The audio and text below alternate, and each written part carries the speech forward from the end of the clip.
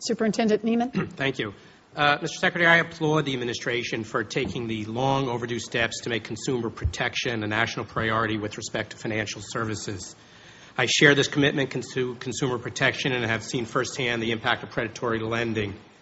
And I strongly agree with your proposal to empower states in consumer protection, particularly by guaranteeing that any federal standards would serve as a floor and not a ceiling. Yet I have some serious reservations about another aspect of the proposal. First, I have a fundamental concern about any agency restructuring that separates consumer protection from safety and soundness. These are not conflicting missions.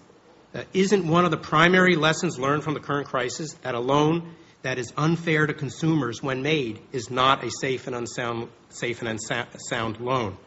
Doesn't that lesson argue for greater integration of the two disciplines into a holistic approach to supervision rather than further segregation? So I would also question whether it's absolutely necessary to create a new and separate agency with all the startup and unintended consequences it would bring, or whether expanding the mission of an existing agency like the Federal Trade Commission, which is a strong consumer protection track record, may have a better ability to achieve the goals of regulatory reform without creating new bureaucracies, inefficiencies, and costs. So my question to you is, what thought, if any, was given to alternatives such as expanding the mission of the Federal Reserve Board or increasing the jurisdiction of an agency like the FTC that may better protect consumers and not create a new bureaucracy? We looked at a lot of models and thought through carefully many of the concerns you expressed. But let me just say it starkly. We have been living as a country with a system where we gave bank supervisors primary responsibility for writing rules and enforcing those rules for consumer protection. And how did that turn out for the country?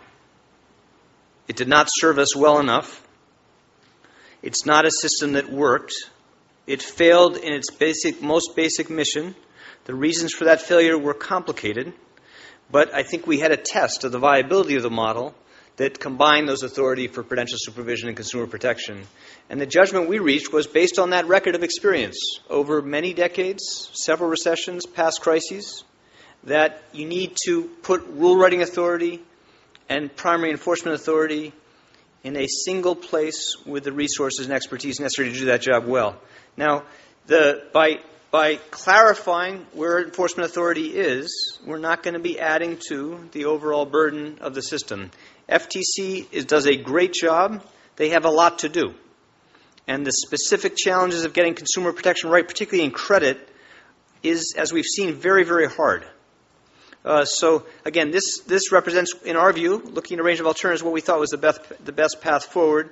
But I understand why you are a supervisor, why many supervisors look at the prospect of a different model, and many banks are uncomfortable with the implications of that change.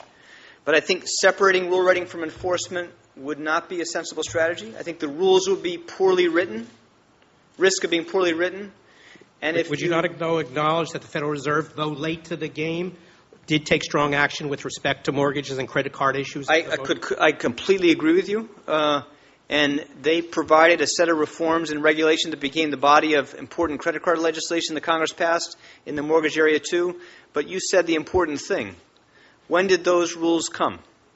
But if the Federal Reserve was directed to statutorily to report to Congress, to have a governor on the board with consumer responsibilities and experience, would that not be an alternative? There are many alternatives, but we have to make a judgment together with the Congress about what's going to be most effective. And again, we've had a painful experience about the limits of effectiveness of the system we had, which gave those entities responsibility for the rules and the enforcement, and it was a damaging failure. Now, some of the most damaging things happened outside banks.